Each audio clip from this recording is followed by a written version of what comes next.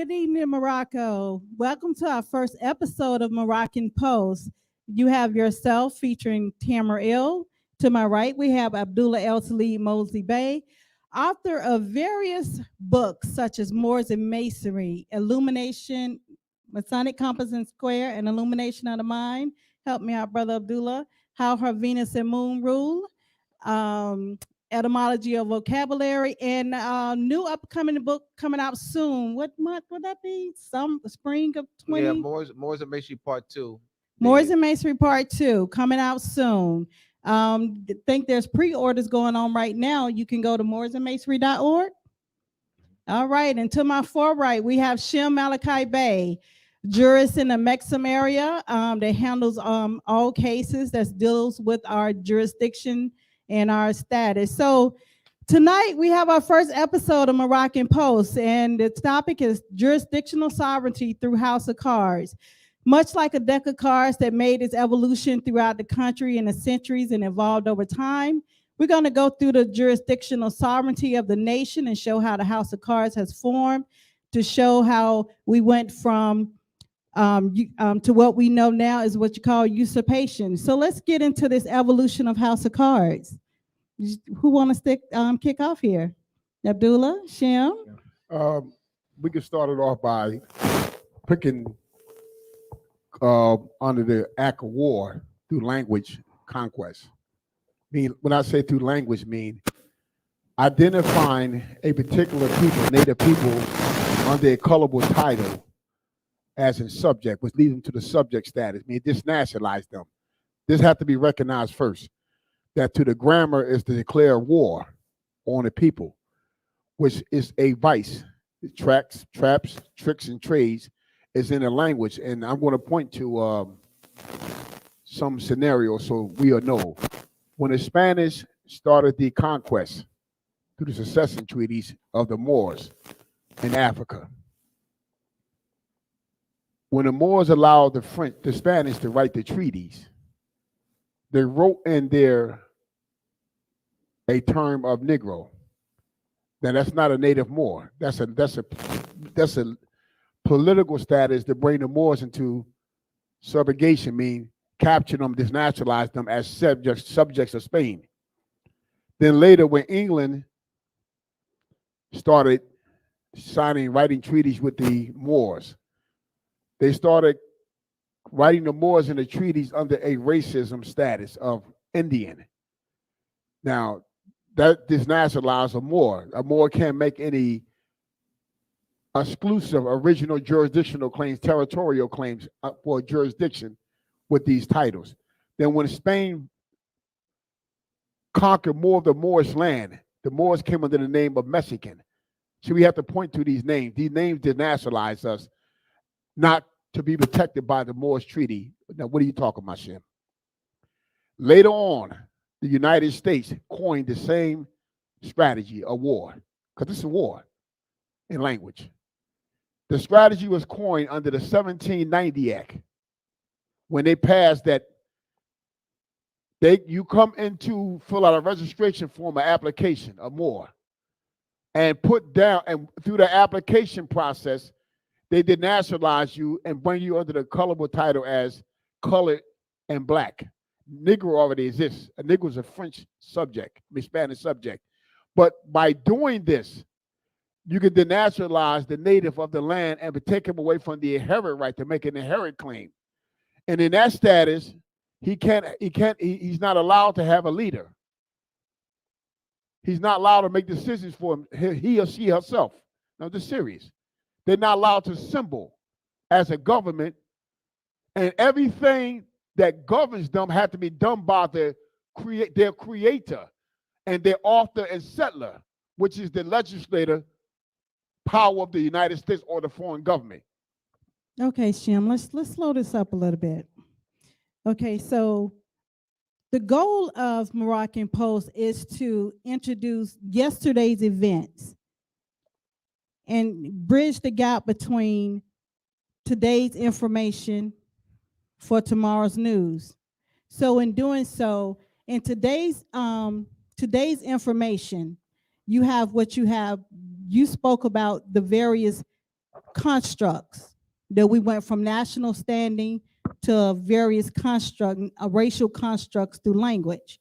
So today, our people who has been reclassified into these racial constructs, now you have a conversation going on today called the uh, racial theory, things of that nature. But people, let's get into where these race paradigms are derived from. And I know, Brother Abdullah, you can definitely get into that, where you talk about, let's get into that, Brother Abdullah, so people can make the connection between the race theory conversation that is occurring today, as well as the racial constructs and how they came about, so they can make the connection.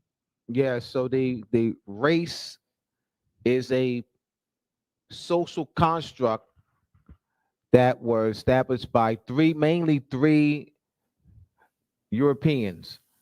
You have in the 1600s, Francois Bonner, who actually lived under the British rule, lived in India for 9 years. While living in India for 9 years, he observed the caste system. So he developed the race paradigm based off observing the caste system of India. So that construct in the 1600s under Francois Bonner of Caucasoid, Mongoloid, Afrosoid, and what they've done, and he began that process of classifying the people based on four constructs. You have the phenotype, facial, that's dealing with facial features, the skin tone, the hair texture,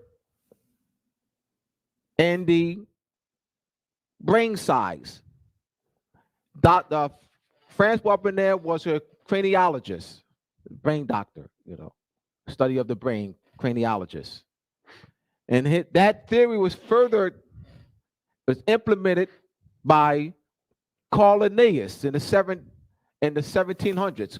Carl Linnaeus in his book Natural Selection, written in 1752. With that, so the race classification of black, white, red, and yellow.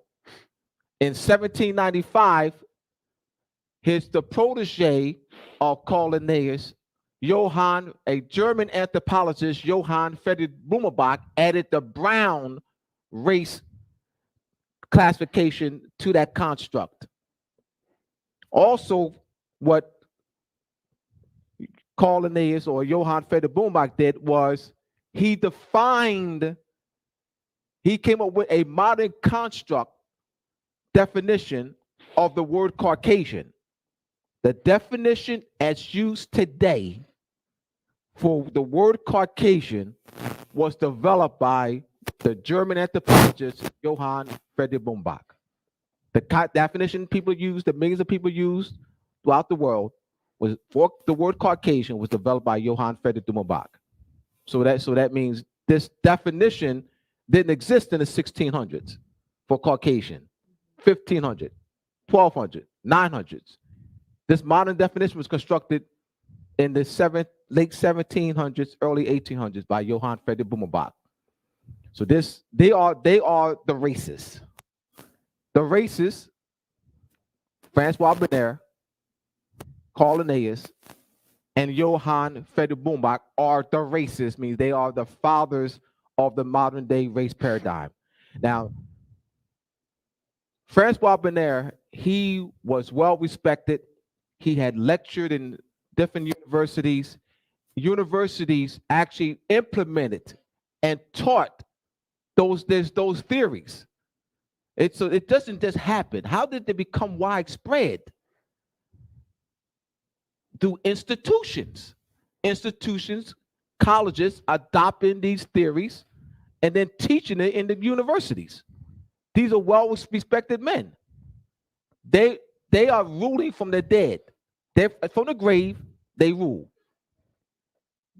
Because it's a constructive mindset orchestrated by Francois Bonner, Carl Linnaeus, and Johann Friedrich Blumenbach. Now, Professor Sore, what does the racial classification, what effect does that have on a group of people, the autochthonous people of the land? Now we're going to kind of tie this back into jurisdiction. How does this affect the autochthonous people of the land throughout the entire realms, the racial constructs? All right. The people are Moors. So if they are forced into using a name that does not identify their consanguinity, ancestry, lineage, descent, pedigree, birthright connection, that is an international law that is called denationalization.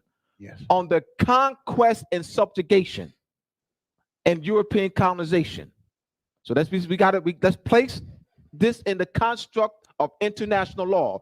These principles of conquest, subjugation, denationalization are addressed in international law.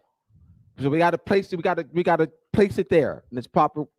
So you're looking at a denationalization of a people. How's that done? By dismantling the Moroccan Empire through a series of war. Let's go with that 1099. To first crusade against the Moors. What France, England, Castile, Aragon, Germany, and other European powers did were put funding aside to develop night orders. They united their forces against Morocco as well as against the Ottoman Empire.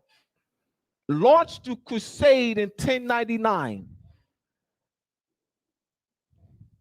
to bring the Ottoman Empire and the Moroccan Empire down. So we got it. Today, these night orders exist as Masonic night orders. Knights Templar, Knights Malta, the Knights of the Round Table, the Order of Christ, the Knights of St. Stephen's. These are night orders were established for the sole purpose to fight against the Moors. Here we are today. What is the destination? The destination, we're looking at European conquest, subjugation, and the dismantling of the Moroccan Empire. We must address Moroccan Empire more so than saying Moors. When you say the Moors, you're not addressing the body politic. What is nationalization for the Moors? There's no documentation or process that makes you a Moor. Correct. That makes our people Moors. But nationalization for the nationalization for the Moors is bringing the defeated, conquered Moors, first restoring the Moroccan Empire, bringing the people, the Moors, back under the protection of the Moroccan Empire. That's the destination. Now, the roadmap, the journey, how do we get there? And those we'll be discussing that. Now, you mentioned colonization and conquest, and most oftentimes one look at the last conqueror through conquest. So you said, the addressing of the various colonizations that occurred in the Moroccan Empire starts with Spain. Now, you spoke of the 1099 siege of Jerusalem, and Shem spoke of the various different European nations. Let's get into the House of Cards and how they built the colonization up, because the textbooks today that children go to school throughout the land, the last thing they only see United States, the 13 colonies. That's all they learn of the 13 colonies. But they never get to see the full scope picture of this house of colonization cards that was built on the conquest and usurpation of the Moroccan Empire. Let's go into build those house of cards, because in order to see that, you have to know whom to address, correct? Yes. We have to know who to address. So let's start with the first colonizers. We have to deal with before we deal with colonization in this part of the Moroccan Empire, what they call the Americas. We have to go back to 1099. Yeah. Why? Well, I'm going back to 1099, the first crusade, the second crusade, third crusade, fourth crusade. They had to weaken us in Phoenicia. Phoenicia, Europe is a collection or host of Roman states in Phoenicia.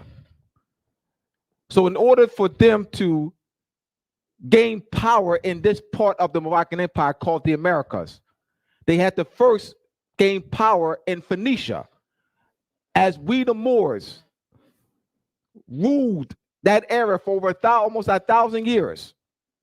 So they had to gain control of that. So in 1492, November 25th, 1491, Abu Muhammad signed the Treaty of Granada, surrendering Granada to Queen Isabella and King Ferdinand of Aragon and Castile. But in that treaty, it preserves the Moorish personal rights. It was put in effect in January 1492. Why is 1492? That is a pivotal year, because that ended Moorish power in Phoenicia, on Roman states, Europe. That had to be done first. There's no talking about colonization here. There's no talking about Spain colonizing here until you first address there. You got to address, that's why I went to the Crusades first, because we talk about the House of Cards, and these knight orders exist. Knights, once again, Knights of Malta, Knights of St. Stephen's, Order of Christ. They exist today as charity orders, Masonic orders, charity orders. But what is the origin? They are military orders. They were established. You cannot, when you're talking to someone who's a member of the Knights of Malta, you can't dismiss that history. You say, well, we're now reorganized as a charity order. You can't dismiss, but you're using the name Knights of Malta, though.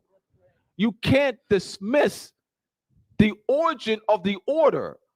It's a military order. They try to talk slick to suppress that. That's right. Knights Templar. All right, so they're dealing with the House of Cards, connecting the past to the present. Correct. Shem? Shem, you Yes. want to keep building this house so our people will be able to see? Yes, sovereignty is also built on ideology and philosophy. Ideology and philosophy is things that the next generation inherit. They inherit it because they can keep stability of the prior civilization of their fathers and mothers before them, to maintain the possessing, control, and exclusive territory jurisdiction over their land, their water, their prosperity, the industry, the economics, and commerce. To dismantle a people from that, you took away the jurisdictional sovereignty, and what you did was you denationalized them now, so nothing no longer could be inherited. The only thing now they could do is take orders. And also the system is set up once they colonize is done, is that now they will inherit the servitude status from their mother and their father. I mean, see, this is against ecclesiastic law. Colonization is rooted and settled and founded in Moorish nations. The Albions won't teach that in their school. The Albion government would never teach that in their school. But why? To teach that in their school, that would teach a supreme status of our anciently. It would show that they have no place in established civilized culture. And to teach that will give us a measurement higher than their children. So they will leave that out and take it as if they was in the place, the foundation, and we was the one subjects trying to catch up. See, it's all done through language. This is called apophicating and manipulation of language and the mind. So this is why this is very important to know that even Moorish men that rises up themselves as leaders over the people in a dead status, because they rise themselves up and they in a dead status. They haven't even got claim of their body yet.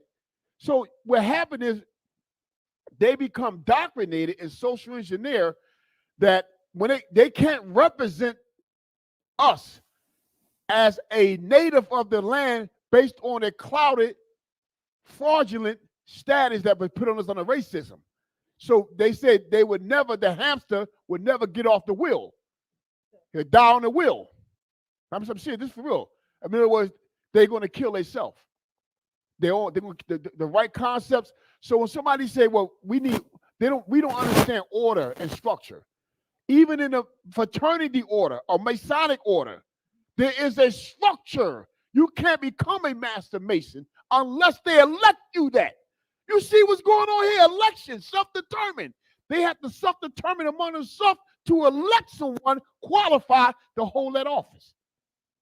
But this is done in secret. This is done in public government. But see, the grasp is we can't raise our people if we've never been raised. Tamara, you anything to add to that? Yes, I'm glad you said that. I'm so glad you said that, because that brings to today's information and what goes on in the society. You have what you call voting within a system. So you have voting on a local level, you have voting on a federal level, and let's just talk on the federal level with the United States corporation, correct? Mm-hmm. So our people who are classified as Black, the racial classification, Black, Negro, color, every 4 years, they go and cast their ballot. But however, throughout that time period, there's been different marches and different, fights for civil liberties. Now, with that being said, the people that are evoking these rights are not in their proper national status. They are in the racial construct status, but you're in a foreign jurisdiction fighting for liberty and freedom to be known as a nation to have the argument of reparations. So these arguments go on for years and years and years, and each person casts a ballot, either Democrat or Republican, and they make their choice for whomever they will serve for the next 4 years. Whoever will serve them or they serve, because it seems like it's not for the people. The people are being led up. So with that being said, how could one see? We have to pull this layer off. We have to pull this layer off of the attempt of thinking you're being raised up in a foreign jurisdiction without a national status. It's never going to happen. Let's deal with, we spoke about the Crusades of 1099, and we came all the way up to 1492, where the jurisdictional sovereignty was usurped in Phoenicia. Now we come over to what we call the Americas. So it starts with Spain and it ends with the last usurper, which is the Great Britain. Okay, so let's get into that area, and you have now, we're just gonna bridge the gap and speak about being in a dead status, attempting to raise yourself up within a foreign jurisdiction, and now looking at the ability to know now there is a way of escape through political unity, reversion to sovereignty. So let's address those constructs and kind of bring it into content, because we got to build this house of cards of sovereignty, jurisdictional sovereignty. Well, it's the law of nature and divinity. The law of nature does never get in balance, meaning that the sun, the moon, and the stars regulate its legislative power when the sun goes into the moon and stars in different seasons, one ruling by night, one ruling by day, one governing the different seasons. A death of something and a resurrection of something. But this is a manifestation in nature that is not broken between the sun, moon, and stars and nature. The problem is with us, men and women, is that the moment that we get away from the inherent law of nature that we inherit, what I mean is that you can't take the species of the lion away from the lion. You can't take the species of the tiger away from the tiger. I mean, it's already regulated in nature for these creatures and of the sea and the flowers of the air. I mean, it's governed by nature. So we have the greatest thing within inside of us that's given from the unseen world, is that the power comes from us and goes inside a woman, and it turns into a shape or a form. No different than the sun gives life to the earth, and the earth every day forms to buds, seeds, seashells. Like Professor Abdullah, right? He looked back, and this is nature.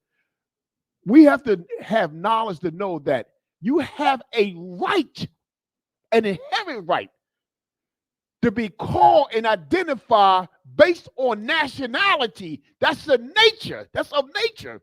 That's not of a man can't create that. That's nature. So to look the other way like that's not important is just like saying no animals and no bugs and nothing shouldn't grow out the ground, or herbs, no fruit. It doesn't matter to me. I just drink water. No, it doesn't work that way in nature. You want to add to Professor Abdullah? Well, it's understanding that our people who are not aware because of apartheid, colonialism, in the schools. I mentioned Great Britain as being the last. I didn't say United States. Right. Why didn't I say United States? I said, what is the last? Yeah. What is the last colonial power? Right. It was seated, from Spain to France to Great Britain. It's not Spain to France to Great Britain to United States. No. United States is not an occupying sovereign. United States is a child of Great Britain. So that's Great Britain. It's Great Britain. So it's Spain, France to Great Britain. All right. So I wanted to qualify why I said Great Britain and not United States. Yes. All right. So it's clear on that. Quantify a child. Quantify that. All right. A child of Great Britain. Because the ruling authority, the ruling instrument for the United States is not the United States Constitution. That's right. The ruling instrument for the United States is the Treaty of Paris, the definitive treaty between Great Britain and the United States of 1783. Yes. The 1770, July 4th, 1776, does not mark the independence for the United States. That is not well settled. One, don't read the document first. That's improper. It's improper to start reading the document. What is their status? Did they have the right to assemble? 1776, they are enemies of Great Britain. Yes, that's right. And also what? And they had no treaty with the native Moors. That's right. There's no treaty with the native Moors in 1776. Enemies of Great Britain and no treaties with the native Moors. They're on foreign soil. That's right. Assembling, they had the right to do what? Assemble based on what? No sovereign recognized them. No sovereign sanctioned that. We hold these truths to be self-evident, that all men are created equal, endowed by their creator with certain inalienable rights. Where's the Pope at? The Pope said that? Right. The Pope said, right. Pope said that. That's an ecclesiastical claim. That's right. They're not the Pope. These are subjects of Great Britain. That's right. On Moorish land without a treaty. They are rebelled against Great Britain. Let's look at the stat. What the problem is that they're playing three-card Mali with us. Three-card Mali. Three-card Mali. Three-card Mali. And they got you reading the Declaration. They got you reading the Declaration of Independence. You're reading it over and over and over and over again. And then, what's their status? Without a contrast. Yes. So 1783, which in the Treaty of Paris, signed September 3rd, 1783. Ratification Day, which is January 14th. January 14th was Ratification Day. That is in Annapolis, Maryland. That is the day in which that peace treaty between United States and Great Britain was ratified. Why is Article 6? What is the history and jurisprudence of Article 6 of the United States Constitution? What led after the war? During the war, you had Tories/loyalists who fought on the side of Great Britain, who held large land, vast of land, thousands of acres. Wealthy Tories, loyalists. They went to Great Britain during the war. After the war, they came back to reclaim their land. What the franchise states were doing, Virginia, North Carolina, South Carolina, Georgia, were that the General Assembly were enacting the Confiscation Act. This was a major issue in these franchise states. That the Confiscation Act violated the peace treaty because they in the Articles of Confederation, there was no national court. The states, the franchise states, took the Tories' land, confiscated under the Confiscation Act to pay their war debts.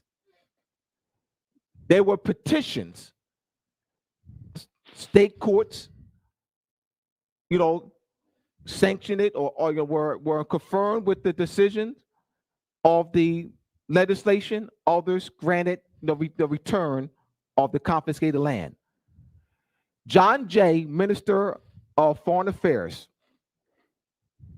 several times he sent to the Congress a precatory, which means it's not binding. A precatory request is not binding. This is, it's usual precatory. They at it again. Yeah. These states are at it again. Yep. They're about to start another war. Yep. They're confiscating these Tories' land. They're violating the Treaty of Paris. They at it again. Congress, this is a precatory. No, it's not binding. Because of these series of acts that led to 1787 to construct, so they won't go and have another war now. It's the Supremacy Clause, Article 6. So it's important to look at the events that led to Article 6. That's right.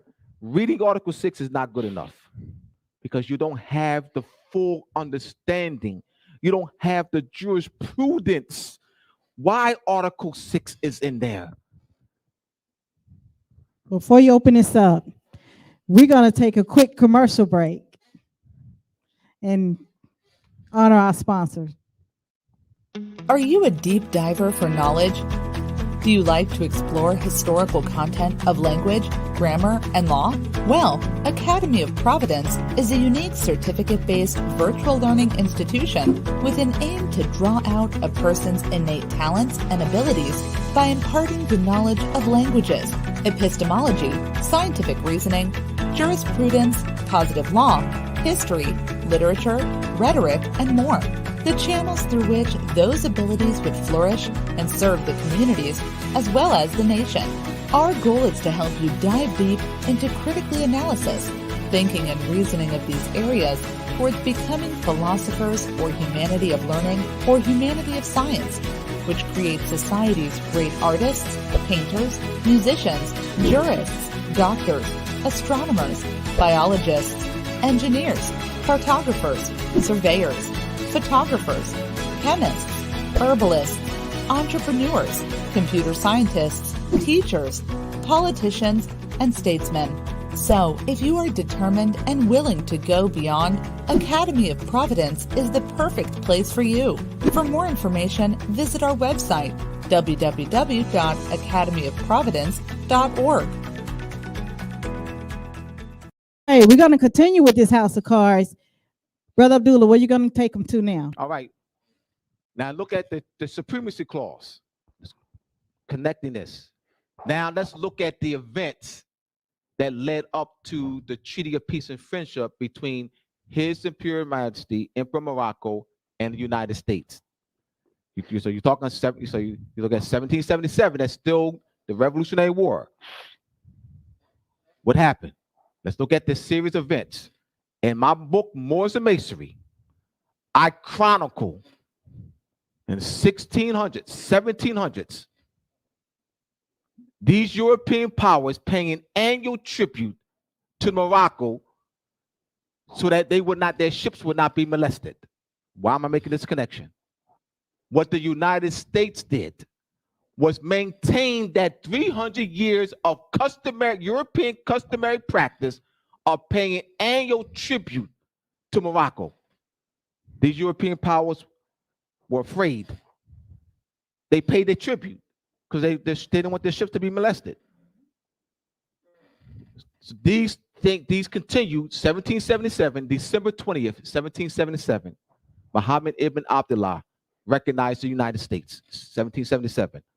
An official recognition in February of 1778. John Samuel Huntington, president of the Continental Congress in 1780, wrote Muhammad ibn Abdullah to engage into a treaty. This was a major issue because they couldn't afford they were being, the ships were being shipped, was in siege. They were being, this whole issue continued with these European powers. Thomas Jefferson and John Adams, they were at odds. Thomas Jefferson wanted to fight. John Adams thought it would be too expensive, too risky. He wanted to continue the 300-year European customary practice of paying Morocco annual tribute. These are major events. Why am I tying this? To show why is that Article 6 in there. That Treaty of Peace and Friendship was signed by Muhammad ibn Abdullah, Emperor of Morocco, in June of 1786 and ratified by the United States in January 1st, 1787, 2 months before the start of the United States Constitutional Convention. What was the issue? The Articles of Confederation proved to be too weak. There was no national court. The major issue was these treaties. It was these treaties that were the impetus to Article 6 being in there. It was the treaties. That's why the treaties are the supreme law land. These are binding. That Treaty of Peace and Friendship is a major issue for them. They wanted to engage. Thomas Jefferson, Thomas Jefferson, John Adams, and Ben Franklin were appointed ministers plenipotentiary in 1784 to negotiate the treaty with Morocco. Also, let's look at Thomas Jefferson. Thomas Jefferson went to France and met with Marquis de Lafayette University. Why? Thomas Jefferson wanted to form a confederation of European states to fight against Morocco. The plan didn't work. These European powers thought it would be too risky. Keep in mind, let's go back. Moors and Masonry, 1600s, 1700s, these European powers are paying annual tribute to Morocco. So this still loomed down. They thought it would be too risky to go to war against the Moors. We got to bring these events to life. You mentioned treaties, and I know treaties are the supreme law of the land. Now, the autochthonous clans, tribes, natives, they had a hand in also the formation of the United States body politic. Now, you mentioned that in 1776, that was not the true Declaration of Independence. And there's evidence to prove it. That's not the true Declaration of Independence, because in 1778, the subjects of Great Britain went to the autochthonous tribes known as the Haudenosaunee. And if you're looking up it online or Google, Wikipedia, things of that nature, you may have to look it up as the Iroquois Confederate Constitution. And that consisted of 5 different tribes: Seneca, Onondaga, give me some other names of the tribe. Seneca, Cayuga, Choctaw. So these were the tribes that made up the Iroquois. I'm just going to say the more modern name, the Iroquois, Iroquois, made up the Iroquois Confederate Constitution. Now, the last nation tribe that came into this confederacy was the Lenape Moors. So the subjects of Great Britain, they came to the Confederate nation to sign a treaty, which is the Treaty of 1778, the Delaware Treaty. Shem, do you want to go into that and speak of that? Because that is also a framework of how the U.S. also formed the current constitution that you see today. So we're going to bridge the treaty and the well-settled constitution of the land, which is the Iroquois Confederate Constitution, and we're going to bridge that to today's information that you see, which is the U.S. Constitution. And it's well recorded that the United States body politic utilized several framework within that treaty, within the Iroquois Confederate Constitution, to build their constitution, to build a framework of the Constitution of what you see today.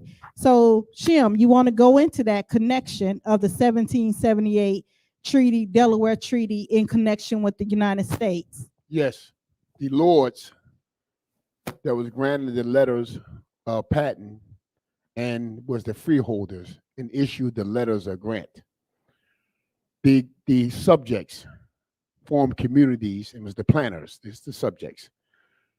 They had businesses, they had not what you call grantee land, granted land through letters of grants.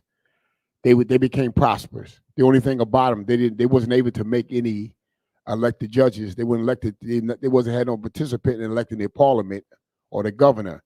The lords acted as the governors. The lords appointed the parliament, and the lord also was responsible for the judges, the judiciary. So any decision to be appealed to was appealed to the lords. The subjects and their capacity as running industry, having cattle, livestock, cattle, fishing, bartering with setting prices on they wasn't allowed to set the prices on the crops, the agriculture, the livestock, the fishing that they traded on, that they used on the market exchange. They became annoying to the fact that they only was able to just take orders and they had no say so how everything was done. They just paid. And they just paid and they just operated because they operate in a system of grantee and grantor, meaning that they wasn't native to the land. They would just consider a grant and never because the ones that was granted to them didn't have title to the land. They're occupiers. So when they rose up against the laws, they just disrupt the commerce of the crowns. And what happened is they became what you call, they revoke and went against the lords first. Which when they go against the lords, you go against the crowns. Who's higher? Who gave them the letter, a patent? When this happened, they became what you call renegades and rebels, meaning a people that don't have a country, a people that don't even have a status. They just renegades and rebels. They're more like refugees now. The Lenape Moors took that community in and gave them asylum. Let me explain what that means. What asylum mean? Asylum means that you're being protected by that nation from another nation coming there, taking you and putting you up on treason and court-martial, kill you. So their life was being preserved through amnesty. And also they was being fed, and it was given raiment, and it was given shelter. Protection, raiment, food, and shelter. That sounds like us today. Yes. But you call it a system of welfare. That's what we gave them, our ancestors. Then they gave them amnesty and allowed them to become friends.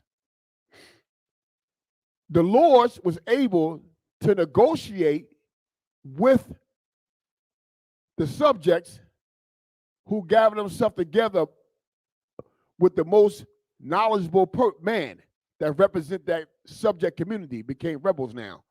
The Lords negotiate with them, was able to go in and out the different jurisdictions, the occupying and the territory jurisdiction of the Moors, and negotiate because they was not enemies.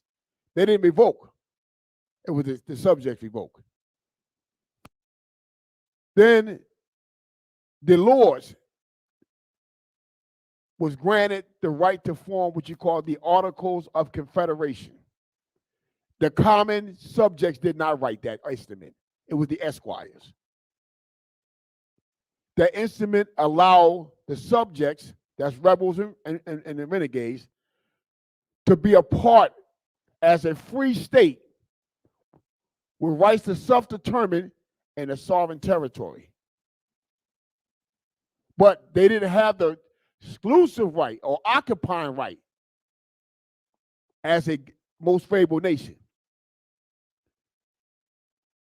Thank Professor Abdullah for looking back and putting in his book where Washington came later on. And Washington, working for a survey corporation, company, decided that it would be needed for the planners that had, because remember, they the wealth. They want work and toy the ground. They made the money. They fished. They growed. They did all the work. They mined. And all that was all controlled by the crown and the lords. He see that where they was at on Lenape territory, they couldn't operate as a sovereign. Because when they leave that territory, they're enemies of the crown. This is why they had to go through the Lenapes and try to attack the crown. But they couldn't go back into the colony occupying jurisdiction without a treaty from the ruling authority, the crown. Washington wanted to take more land to place them there. Washington was double dipping. He was acting like he was a friend of the Lenapes. Then he turned around and he was double dipping, operating on the behalf of the crown. Meaning, if I could bring him over here, if I can do this and that. So he was conspiring with the lords, and the lords was sending it back to the Privacy Council and the crown. Now, what happened is Washington knew one thing, that the ruling internationally, the emperor was the ruler, power, fist that ruled internationally in the Moroccan Empire. Not just here, but the extended jurisdiction. So he wrote a letter to the emperor of Morocco. This is very important. He said, we are an infant nation. The word infant strikes, you can't get away from infant. All y'all saying that they was independent in 1776, then why is Washington calling them an infant nation? An infant means someone can't take care of themselves. They can't take care of themselves. And you're going to a sovereign emperor because you need permission. Because that's a sovereign of the land. Now we're getting somewhere now. The United States had a plan. And the plan was always in order to go back, the Lords, let me say the Lords came up with a plan. How can we get them to be under obedience without rising up? What is the major problem? And they said, here we go. let's allow them, let's write a constitution for them and give them the privilege, the people the privilege to elect their court judges, their parliament, and their head of state. Give them the privilege to do this. So the esquires wrote the Constitution. The lords allowed the esquires to sign as the head of these new political states that's being created that will go back in as a franchisee in the colony territory and run industry. That's all it's all about, commerce and industry, without having to revoke. That way it won't start no war, it won't be no money given out of the way, it won't be nothing. There's a problem happen. The United States the lords wanted more land. They wanted to take the Moorish land that was never ceded to neither of the occupying powers. It was not occupied. It was never ceded. It's Moorish land. It's called unfounded land. That's what they call it. Unfounded land. Newly founded land. That's Moorish land. What happened is they started going on the newly founded land and say, through conquest, we discover it. Then they started going to Indians groups. But Indians, under the title Indians, that is a Moor subject and a British subject, national, because the 1744 Lancaster Convention between the Iroquois, which are Moors, met with the Great Britain, the Crown, and made it clear that Indians, they call them Indian nations, are subjects of us. And therefore, they had no right to enter into treaties and sign away and ceded the land to you. They had no rights, meaning that under that status, they are conquered by us. And therefore, they derive no rights to enter into any treaties. What happened? Later on, United States decided that it wasn't going to honor the treaties of 1783, and it wasn't going to honor treaties as being the law of the land. What happened? It made the Moors, under the title they call Indians, and Great Britain, England, went to war against the United States and brought the United States under obedience by burning down the White House, their capital. See, when you enter the fortune of a sovereign, and you burn down their capital, and you come in with your military, and they can't stop you, you want a war. Great Britain, when I have able to see that if the Moors didn't help them, that led to the 1812 treaty. Am I right, Professor? 1814 treaty called the Gant Treaty. That led to that. In that treaty, it preserved the Moorish land as guaranteed. The estates of the Moors are guaranteed in that treaty. Before that treaty, there's 1790, the J Treaty, was a treaty of commerce between Great Britain and the United States. 1795, was it? Let me talk about that. Yes, go ahead. Yes. All right, going back to what I said before. Yes. All right. What led to the J Treaty? The Treaty of Commerce and Navigation between United States and Great Britain. Let's go back to the states, these franchise states confiscating. It's all connected. Yes. Great Britain had stationed her troops in the Midwest. That's right. And refused to move the troops until the United States starts confiscating the loyalists and Tories' land, violating the 1783 Treaty of Paris. Yes. That led, remember again, John Jay was still Minister of Foreign Affairs. That's so right. John Jay's negotiating. You know what I mean? Yep. We don't want another war. We don't want another war. That's All right. right. We're these states. We don't want another war. So it led to the signing of the Treaty of Commerce and Navigation, the 1795, known as the Jay Treaty, because Minister of Foreign Affairs John Jay was instrumental, in negotiating and getting that and selling that. These are major issues. And once again, the United States Constitution is not the ruling instrument for the United States. This is why Article 6 treaties of the law of the land. Why, though? Just reading it is not good enough, as I said before. It's not good enough because you just become a parrot. You're just reading Article 6 and you're just parroting it. What is the body of history, series of events that led to that you become more well-rounded because you now got the foundation of it. Yes. All right. Beautiful. Yes, thank you, Professor Abdullah. Oh, let me finish this point here. Yes. Another point that I didn't mention. The treaties between England and Morocco protected the English merchant ships. So when the subjects revolted, they no longer was protected under the treaties between Morocco and England. This is major. Muhammad ibn Abdullah plays a major role. 1777, once again, acknowledging them. 1777. These are major. We have to bring these events to life. Yes. Now, as you can see, these house of cards has been built through racial constructs, language, and conquest of jurisdiction.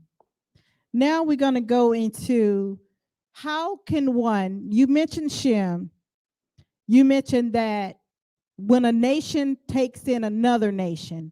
So as you should understand by now that the Moorish nation at this time has been usurped and the people of that land has been declassified as racial constructs, Black, Negro, colored, Indian, Puerto Rican, Jamaican, you name it, of the Americas. So now the people are denationalized into these racial constructs. They are in the house of cards.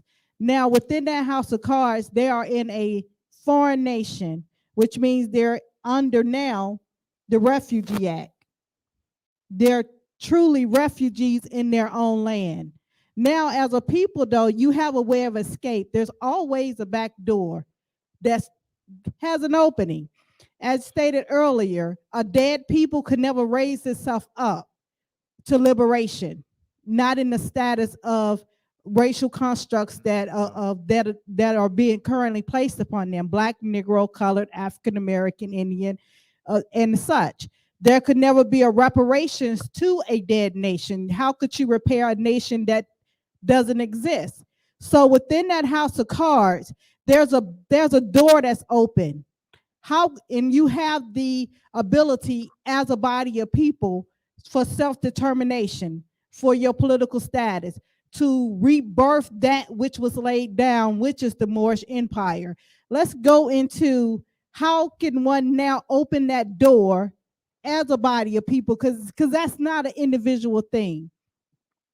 Being restored as a nation is not an individual process. It's not one where a Moor can say, hey, I'm a Moor and I'm going to take on this task on my own and everyone else will just follow suit. Let's go into the process of reversion to sovereignty, Abdullah. All right, so let's go to international law. We have to, so that way they can be grounded. All right. Question I'm posing. Because we have to get out the back door. And we have to let this house of cards become empty and fall. So let's get out the back door. What is based in according to international law, what is the remedy of recovering the lost sovereignty of a nation brought down by European conquest and subjugation? Let's look to international law. We talk about the recovery of lost sovereignty. This is addressing international law. So we look at the recovery of lost sovereignty, statehood, restoring statehood, secession, and how do you recover territory sovereignty? So we're looking at statehood principles. So what is statehood? How do we restore more statehood? The Montevideo Convention dealing with the categories, the 4 categories of statehood: a population, a people, a defined territory, a government. So these, how do we get back to that? Let's look to international law. So we have to, that means we have to organize the people into a permanent population. So it actually mentions a permanent population. Yes, stable political community. Not scattered. Yes. A stable, permanent population. Very important. Let's start there. Let's not move anywhere else right now. Let's start there. You must facilitate a permanent population, means a registry. How do you facilitate? That means you need a registry of nationalized Moors, a registry of Moors, period, so that we can show the international community political legitimacy principles, that we have a permanent population. We got to start with a permanent population. All right? Because the defined territory we have, the land that we're on, but in order to be in position to address 500 years of European conquest and subjugation and colonization of our land, we can't do it as individuals. My observation for 28 years, I've seen individuals who find out yesterday or day before, or a month before, and as an individual rise up and say, I am a Moor, this is my land. That sounds good. You are correct that you are Moor, and you are correct that this is your land. What's the problem? You're standing as an individual. You're saying it as an individual. Let's go to international law again. Is that the process? Nope. Is that the process of reversion to sovereignty, to recovery of law sovereignty? An individual saying, I am a Moor. Is this the process, according to international law, an individual saying, raising this up and say, I am sovereign? You're a king? You're a queen? You're an empress? You're an emperor? They say, I am sovereign. What royal house? A sultan? What royal house? You said, I am. You didn't say Morocco is sovereign. You said, I am sovereign. You're raising a flag of representing a pre-existing empire with pre-existing treaties with France, Great Britain, Sweden, the Netherlands, Denmark, Norway, Portugal. Pre-existing treaty obligations. This is not a new state. So as we re-enter the international community, and remember, Morocco existed before the United Nations. That's right. Existed. Morocco existed before the League of Nations. Morocco existed before a lot of these new states existed. That's right. We're talking about an old and original state. What is the issue? Morocco is in a coma. Morocco lies in a coma in a hospital. And Morocco has been lying in a coma for over 200 years. She needs to be resuscitated. Her children are bonded by France, Spain, Portugal, Great Britain. And I said United States is Great Britain, connected, so I won't say United States, Great Britain.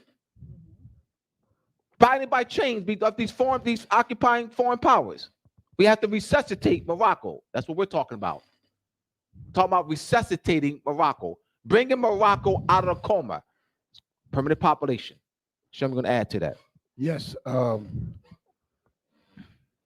reason why they disfranchise us and they nationalize us, because when you say permanent population, you're talking about a people first that already existed here thousands of years ago, and they descent, kinsmanship and heirship is handed down over the thousands and thousands of years, hundreds and hundreds of years.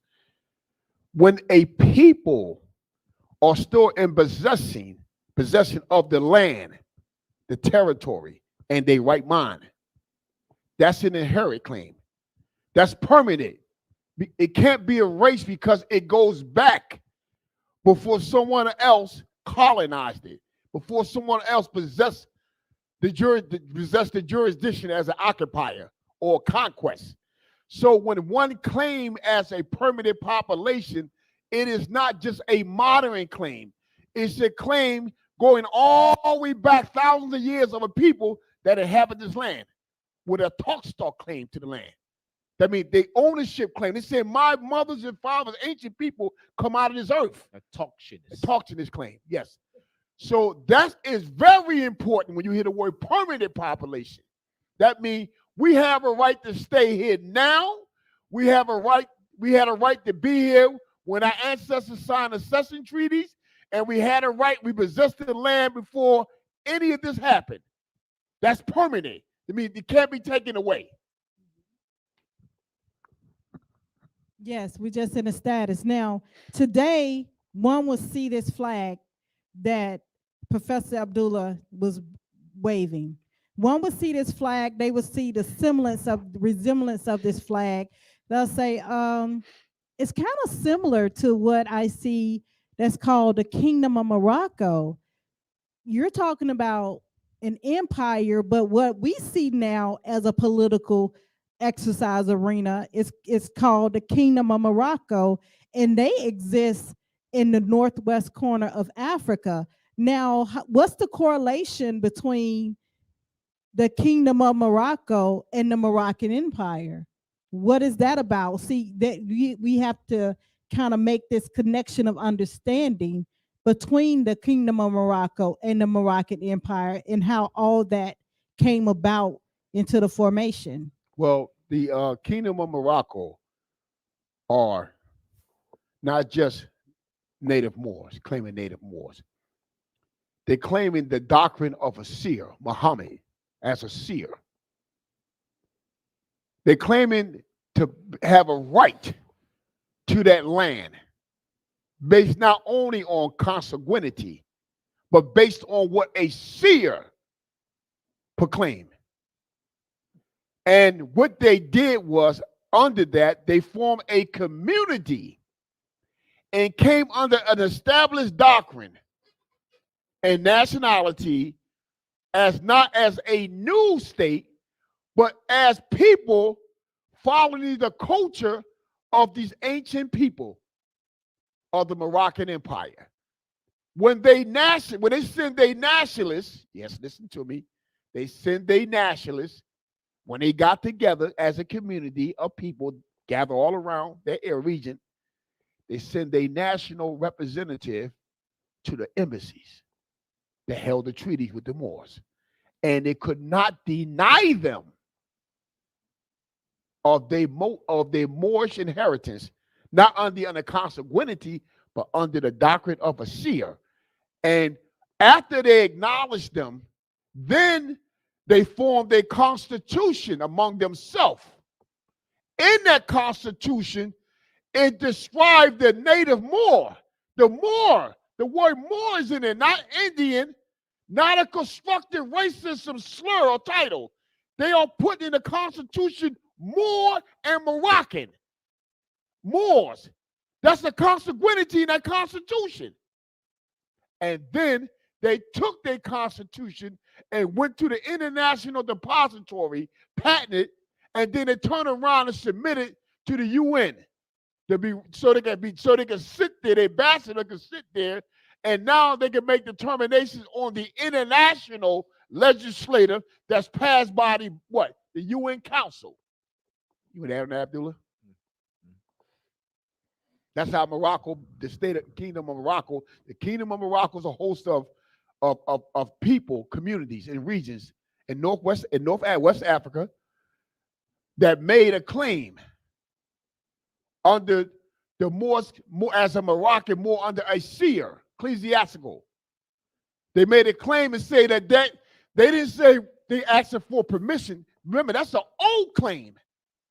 Before any of the conquest nations came over here. That's an old claim of a seer that conquered the world through Mohammedanism. Yes, Muhammad conquered the world through Mohammedanism. And the Sultans claim to be the direct descendants of Prophet Muhammad. Not only did he make a consanguinity claim, because Prophet Muhammad was declared to be of Arabia. Arabia was Moors. But he made a claim under ecclesiastical culture. And that claim is an old claim that you cannot take from somebody. Let me explain what I mean. In 1640, me and Tamara read an old judication. Moors was under the title of black. Tamara read it. They petitioned black and Negro. They petitioned because they were saying it was in servitude based on its handed down from indentured status, handed down from mother to father, and that, in other words, they couldn't get out of it. But under ecclesiastical law, under the Torah, you could not hold a person in servitude. There had to be a season that you had to release that person and start the Jubilee, a new start. So what they did was they appealed, and the appeal went to the crown. And the crown made it clear, once one make a claim under Christianity, which is ecclesiastical, spirit, divinity, they are enfranchised and they are not considered under any legal status of any conqueror. That's ecclesiastical claim. Why did the crown make that claim? Because the crown knew under the Magna Carta, what they sent to the Pope, the seer. The Magna Carta of 1215. Yeah, 1215, the Magna Carta of 1215. They send that to their what? Seer. They asked their seer to acknowledge them and recognize them with certain Christianity rights. Spirit, yes, the crowns. The modern states of Phoenicia, Europe, that's a symbol in regions off the Roman states. They wrote their holy seer, which is the sultan for them, and they wanted to get recognized by them. That means they need the approval so they can cross over the waters into the extended jurisdiction of the Romans. Because you have to understand, the Romans defeated the Greeks. The Romans defeated the Persians. The Romans defeated the Mesopotamia. The Romans defeated Babylon and the Phoenician Empire. The Romans came over here and defeated Moab.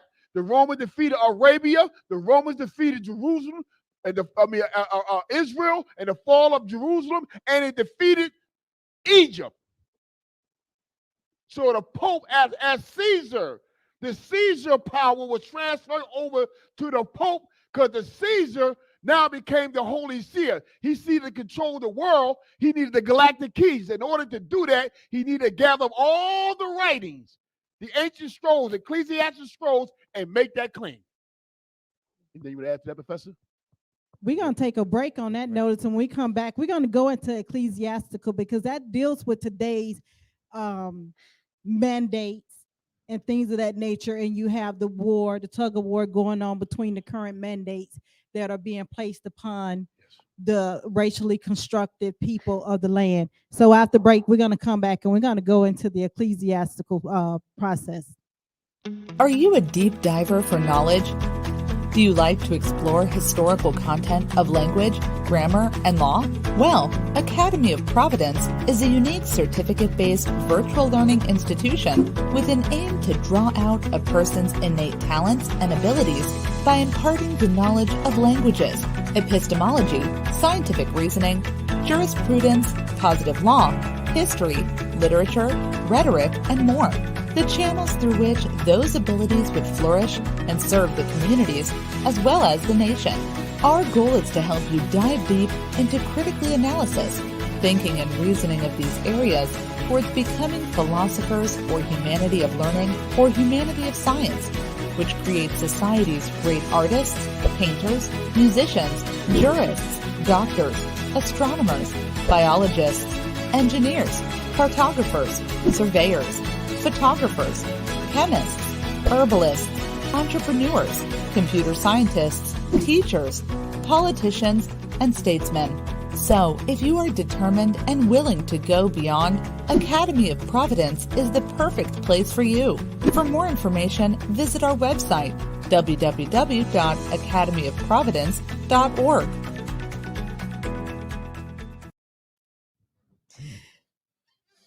And we're back. Thank you very much. I know this has been quite a roller coaster as we have built this house of cards, as we're sitting in this house of cards of jurisdictional sovereignty through the house of cards, and we realize that there is a back door that's open in order to for the Moors to be restored back to their national status.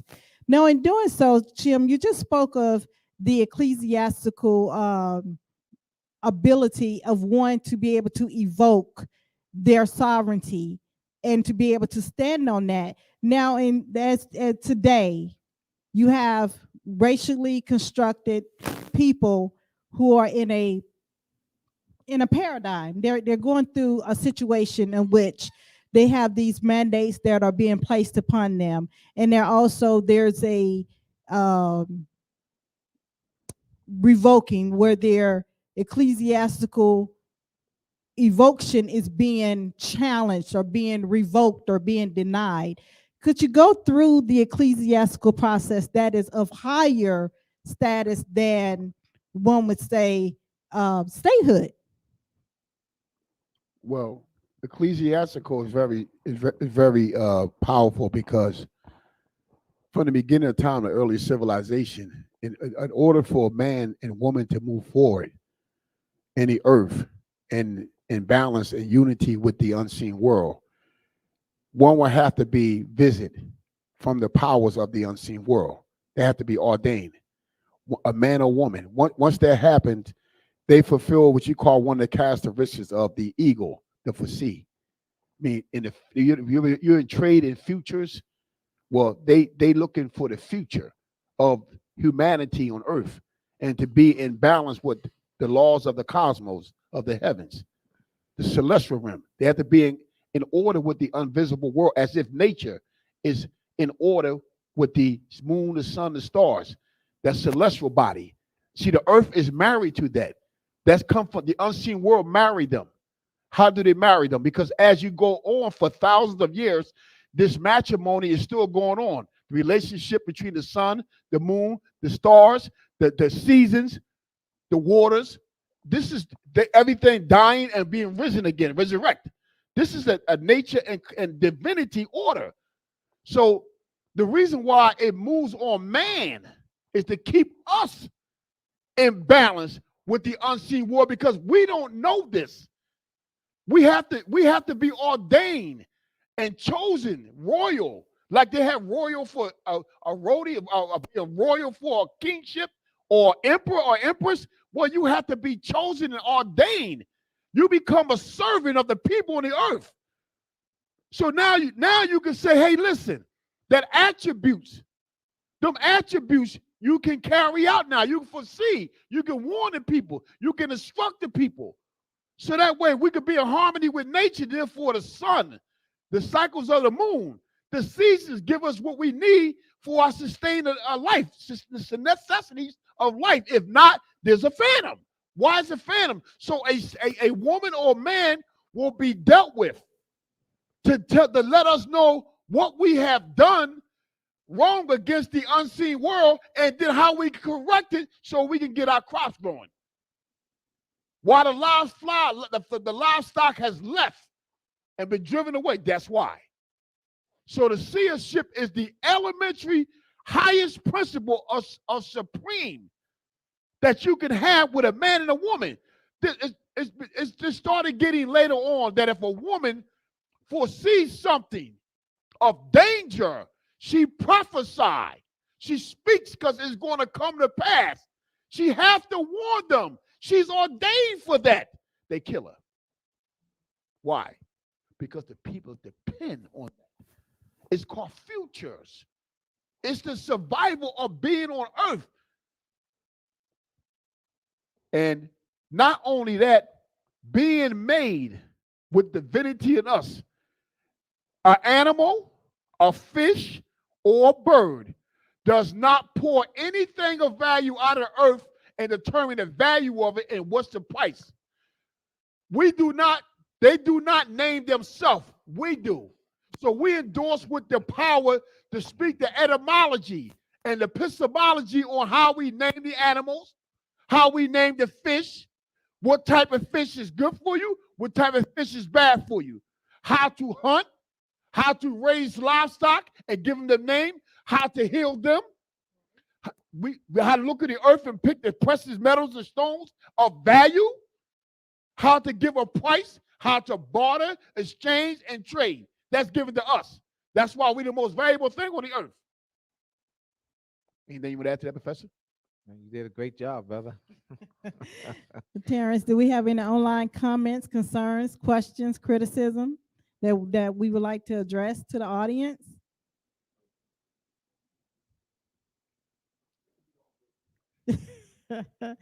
Okay, this has been great. This has been really great. We definitely wanted to go over the jurisdictional sovereignty of the House of Cards and what we're dealing with. Like we said, Moroccan Post is a monthly digital news. Please support us through our Cash App at Tamara, DLELTAM. That's the $sign, I'm sorry, TAMARA, the DEL is in Larry. Please support the Moroccan Post through Cash App at $TAMARADEL. We will be featuring this monthly digital news the second Friday of each month, starting today. Today is our first kickoff to the Moroccan Post.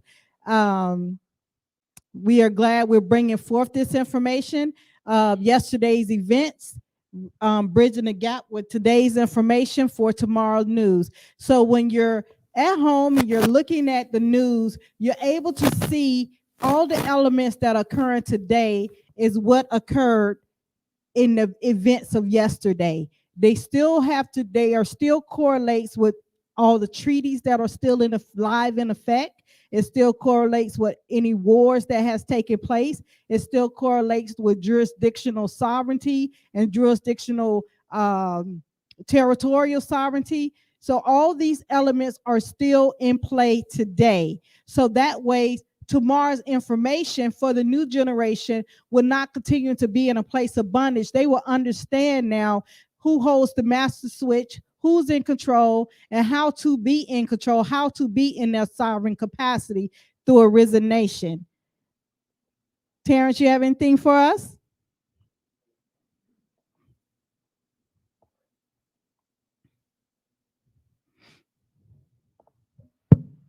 Oh, we do have one question from Rose Venus Bay. Can you elaborate on the Bill of Rights? Abdullah. You want to take that Yes. one? The Bill of Rights? Yes. The Bill of Rights is just an instrument that was put into play by the esquires. It laid out the new rights for the subjects. I mean, it laid out the structure for them to have the elections of the legislator, the executive, the legislator, and the judiciary. Then it laid out what each house it was allowed to do and the age of each person in the house. So it was only laying out the floor mat of that political structure. Bill of Rights. The Bill of Rights. Article first, about the First Amendment, Second Amendment, No, Third Amendment. The Bill of Rights are the 10, first 10. First thing, yes. You first 10. Yes. The freedom of the press. Oh, yes. All written by the esquire on the benefit of the people. Well, that's still tied back to, you said written by the esquire. Yes. Now, if one go back and look at the Magna Carta sets the tone for the activities of which the esquires, barons, archbishops, dukes, earl, counts, sheriffs, Constables, everybody. That's right. anyone of what I wouldn't say titles of nobility. They were high merchants, and they would work directly with the king, the Privacy Council. So if you look at the events of the Constitution that's written by the esquires and barons and those high proprietors who had the ability to write these instruments, as well as the Bill of Rights, it correlates in parallel alignment with the Magna Carta. So if you go back and look at the Magna Carta of 1215, you will see the correlation, and you will see where they're able to go out into the different realms of the Roman Empire and be able to operate in the fashion that they're operating in today. And you can see how they're able to create and construct these instruments without the subjects of the empire being involved in it, because the subjects were not we the people. It's not we the people. The subject is we the people, the barons, earls, dukes, counts. That's the we the people that had the liberties and the freedoms that came from the Magna Carta of 1215.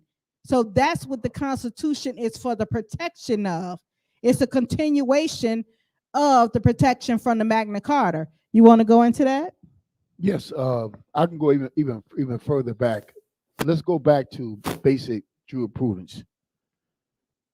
It's been a well-known, if you research and go look back. First of all, that the first Romans are Moors. When they conquered Jerusalem, they allowed Jerusalem to maintain its kingship. I mean, the king and fishing rights. I mean, over the land. They kept the rights, even gate. They even acknowledged the ecclesiastical power of the Pharisees and the Sadducees, which are considered the priests that's in the stead, successors of Moses and the prophets and the seers. They acknowledged that and would not go against that principle. So when someone of Israel took a man or woman to the Roman governor, because the governor sat there over the region of that nation, but the kingship was the sovereignty stayed with the nation. The reason why the emperor did that, to keep a war from in the empire.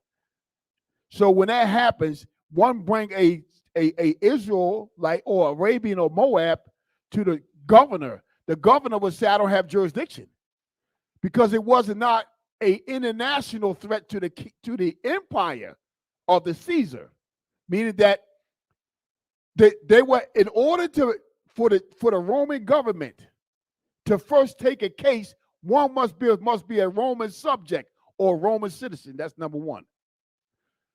Or they rising up, they bringing together a host of people to war against the empire power, the head power.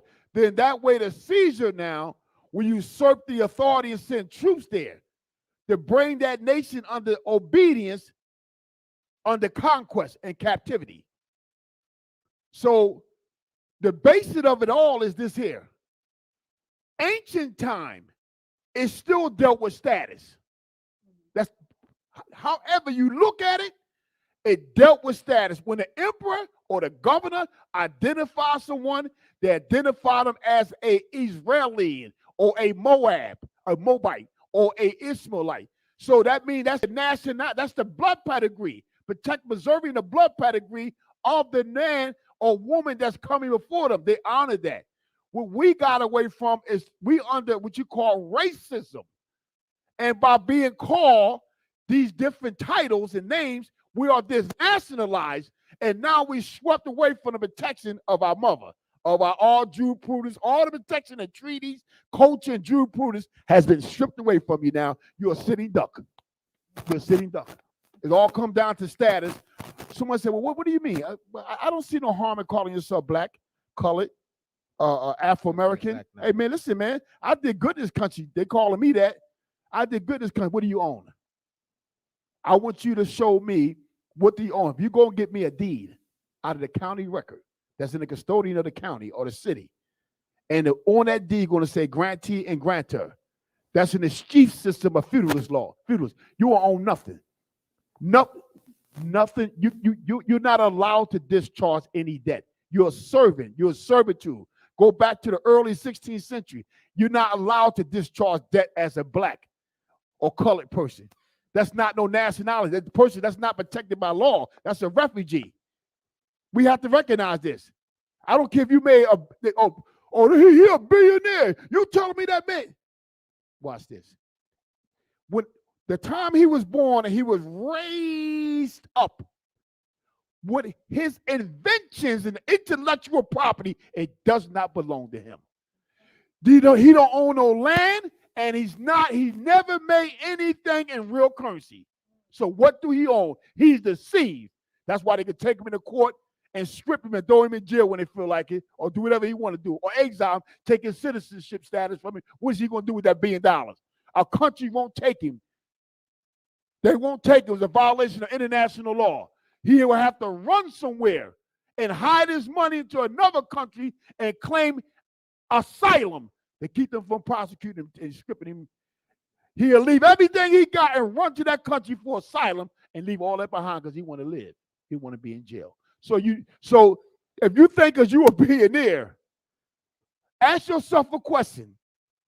Who money is you spending? How you a billionaire, you won't have your own currency? How you a billionaire, your currency is not backed by nothing? How you a billionaire with some other foreign country setting a standard of how you spend your money? You're licensed in their political jurisdiction, and you don't have a consanguinity blood pedigree status or allegiance to a cultural identity. So what do you have? What is that $1 billion? Or they call you a billionaire. What is that? That's a de facto claim. It's impropriated. Look at law, look at well-settled law and positive law, you're not that. I'm sorry. The moment they crash the system, you have nothing. Because you don't have no land to go to. You don't have no government. All right, Terrence. Any further questions, concerns, criticism from our audience? You want to? All right. Question. Is there a standing Moorish government on the Moroccan Empire? And can one Moorish body politic claim the sovereignty of all Moors? No. First answer, the first question. First question. Yes, it is. Can you repeat the first question? First question.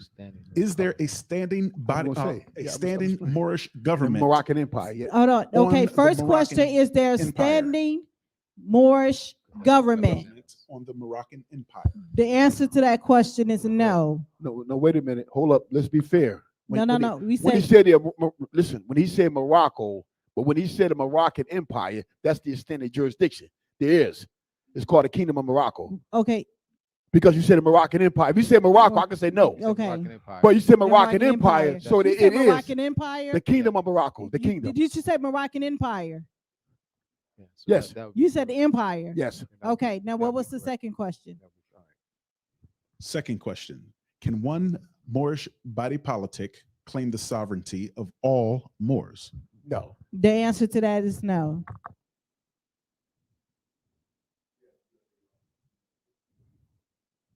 Okay, next question. Excuse me. I want to clarify that so we know what we're talking about. The General Treaty of 1856 between Great Britain and Morocco. In the treaty, also in the Acta Algeris, it say Moorish states, S. It say Moorish tribes, S. That means there's more than 1, 2, or 3 nations, states, or tribes that have sovereign power in Morocco, because Morocco is a mass territorial land on earth. So the treaty speaks that treaty. Go to the treaty, and the Acta Algeris is in there. It used the word states with S. That means more than one. So no, not one can claim that based on the treaty. And not just the treaties, well-settled cultural constitution. You have to remember there was many tribes and clans of nations. Yes. And that they banded together to confederate. So even in ancient times, there was many. From the many, as you know, the slogan of United States, from the many became one. We were already many. That's right. And when you see that claim made, when someone claim that, that's claiming a monarchyship. Right. They're claiming a dictatorship over all the people and tribes and states and nations in Morocco. That's a monarch claim. And that's dangerous when someone claimed that.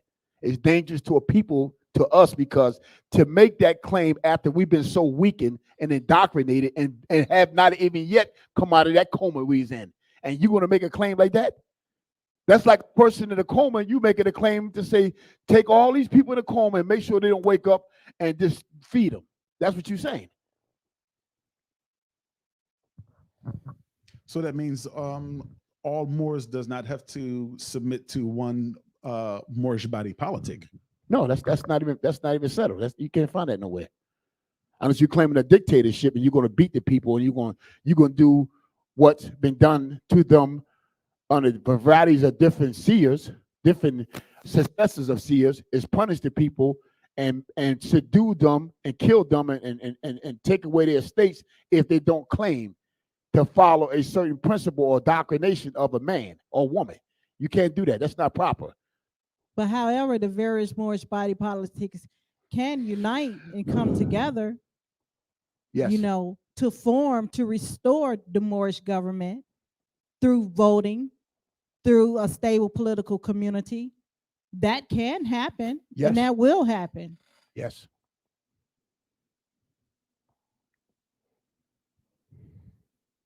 You have any more questions, concerns, criticism? You got criticism though. The criticism. You asked for criticism too. Yeah, we'll take the You said it's criticism. a bunch of criticism too. That's what she said. All right. That's. Well, we thank you for tuning in to Moroccan Post, our first installation of Moroccan news, our monthly digital news outlet where we focus on yesterday's events for today's information and for tomorrow's news.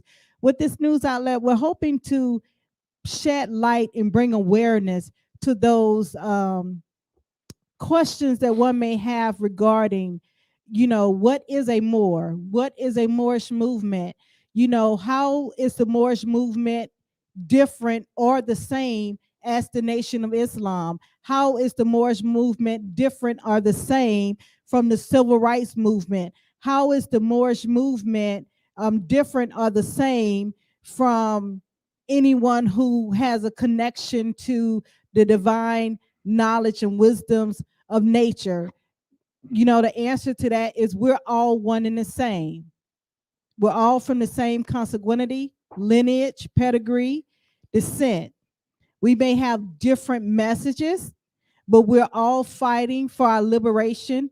And we at one point in time, we should all now come together.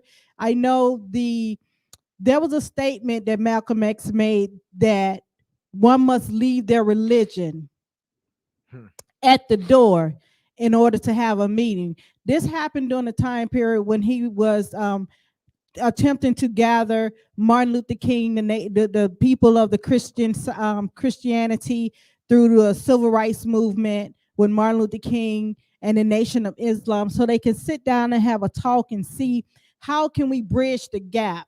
How can we make our message more streamlined as opposed to being divided? And one of the things he said is one must leave their religion at the door. Well, it's impossible to leave your religion at the door when you has been rooted and grounded into those doctrines, and they're your moral compass. Now, please, the doctrines also comes from nature. So it just one has taken different elements and has chose that to be their guiding principle. So now we have to, and one of the beautiful things that I love about the Iroquois Constitution, Wampum 99 states that when the nations come together, you are to not infringe on your next brother's or sister way of culture and how they practice their way of life. So if one choose to practice Christianity, one choose to practice Buddhism, Confucian, Islam, things of that nature, you are to leave them intact with what they derive to be their moral compass, and what you will have as a unity to stand on will be your consanguinity, which will be your bloodline, because your belief and your bloodline are two different elements of time. So with that, the various paradigms, the Nation of Islam, the Moorish Science Temple, the people out of the temple, the ones practicing divine law, the ones jurisprudence, principles, and things of that nature. We are to unite because that's the one thing we have in common is our consanguinity, our bloodline for liberation. So that's where we are with the Moorish Imperial Restoration Caucus. We are a caucus. We three are a part of a caucus body to help and to facilitate the unity of the various Moorish paradigms, whether you're conscious or unconscious of your Moorish nationality, you still has a descent, a lineage, a pedigree, consanguinity within the Moorish family. So our goal is to bring all the different differences together and stand on our one uniqueness, and that's who we are, in order to be liberated from those who have placed us in the racial construct and taken away our nationality and our ability to defend ourselves, our ability to create our make laws that are in nature and harmony with one another. So that's what Moorish Imperial Restoration Caucus. We have a motion of a website that was built called UnitedRepublicofMorocco.com. You can go to that website. We have a website in the process that is being built for the society. But if you like to know more information about what the Moorish Imperial Restoration Caucus and its goal and mission and objective, you can go to UnitedRepublicofMorocco.com. If you're looking to gain more knowledge and wisdom and understanding regarding the colonization, conquest, and the House of Cards, please go to moorsandmasonry.org, and you'll be able to purchase books such as Moors and Masonry, Masonic Compass and Square, The Illumination of the Mind, How Her Venus and Moon Rule.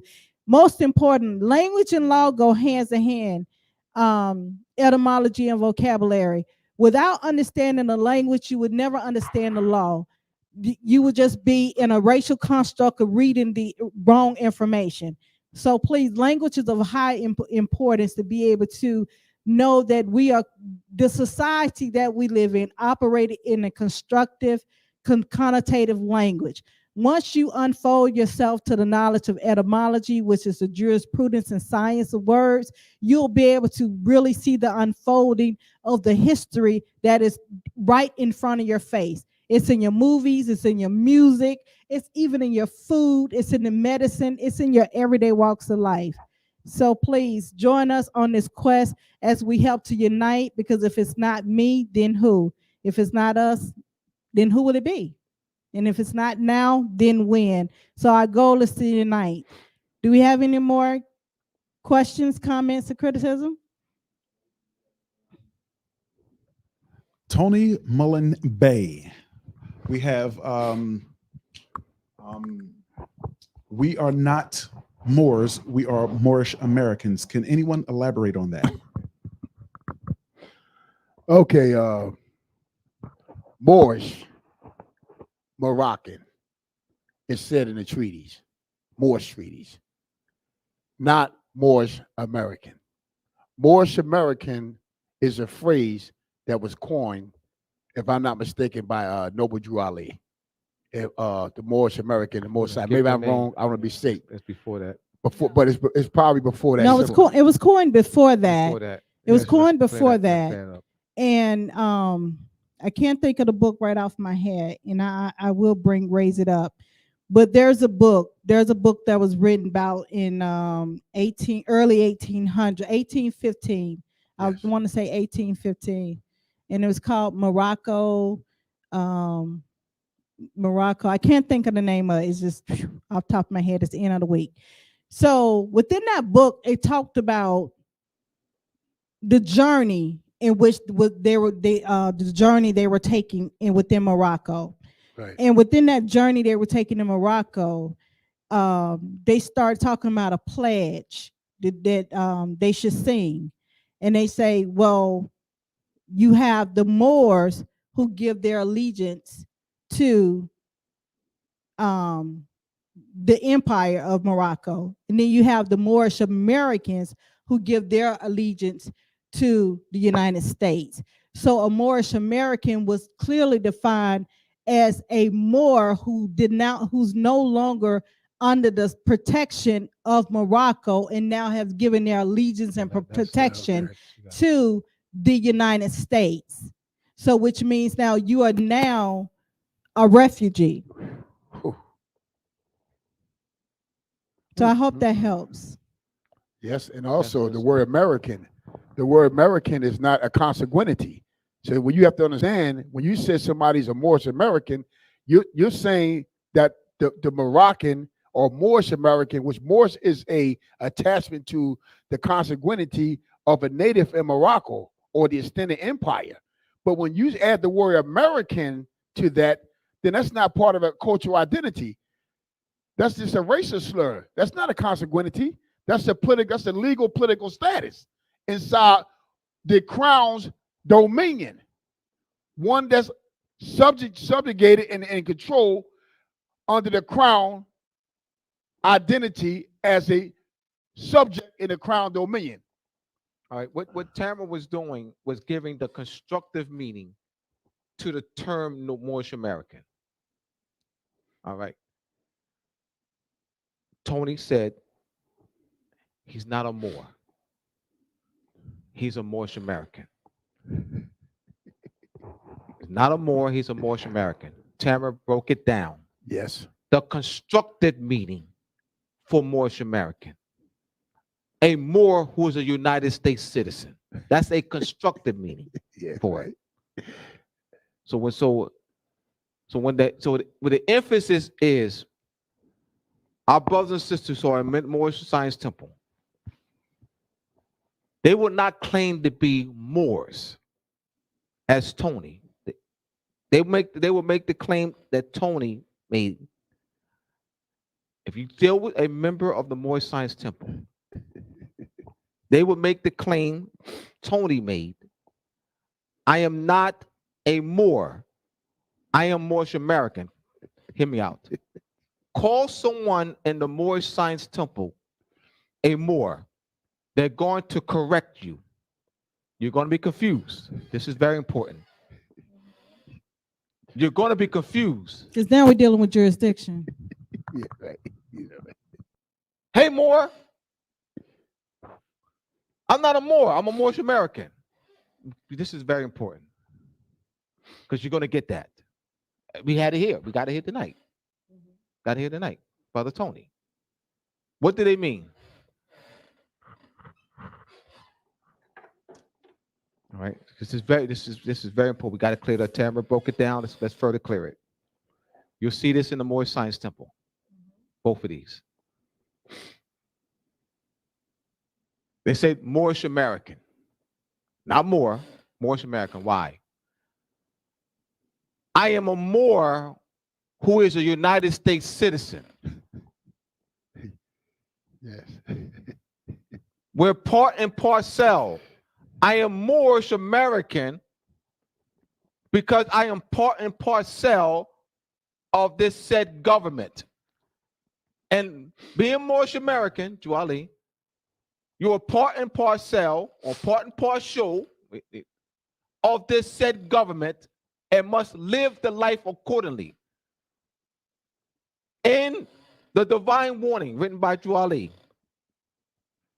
support me in my great missionary work to bring my people back into the constitutional fold again, Constitution of the United States of America, again.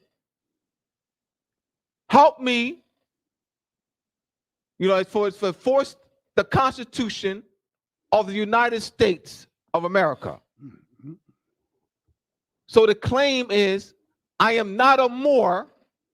I am a Moorish American. I am part and parcel of the United States. I am a Moor who is a citizen of the United States. We got to deal with the constructive meaning. It's very important we deal with the constructive meaning.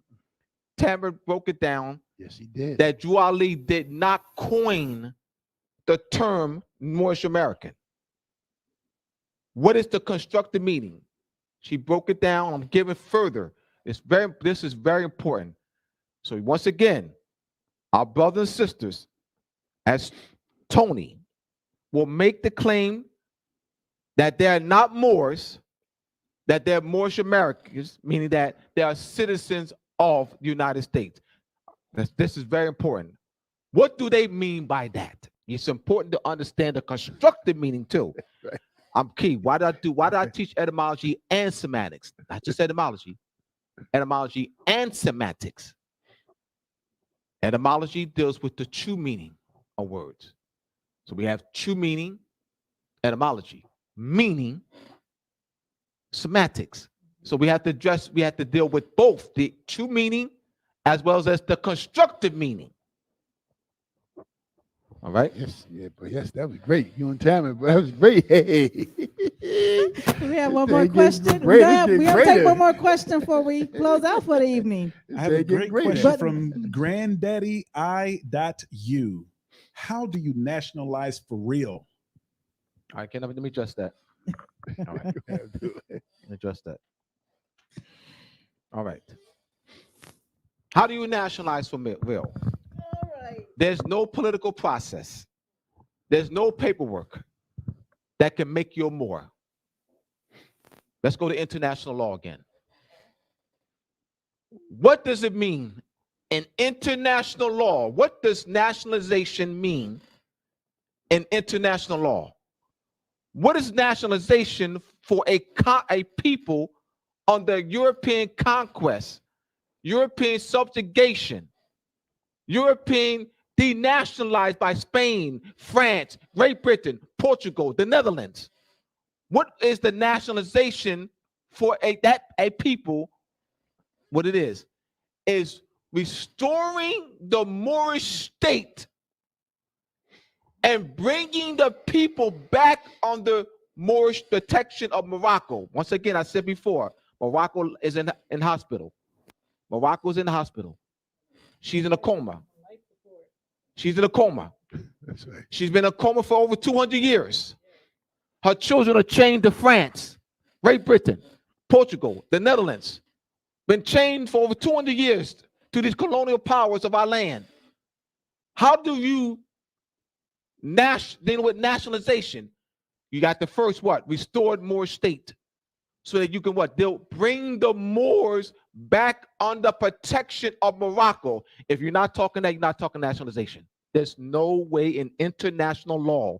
In international law, you cannot talk about nationalizing anybody if you're not talking about bringing them back under protection of Morocco. So you have to restore under the reversion to sovereignty, international law, Moorish statehood. I'm going to talk international law.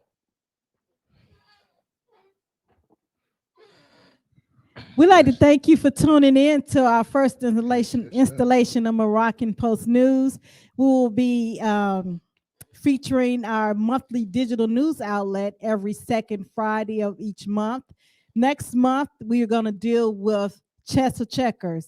Today, we unveiled the jurisdictional sovereignty through the House of Cards, and now you see how the various nations have taken jurisdiction over the sovereignty of the people through racial construct, language, and now we're in this House of Cards, and we are opening the door up to be able to go out the back door for our liberation and reparation of a nation, of people who has been under disillusion for many of years.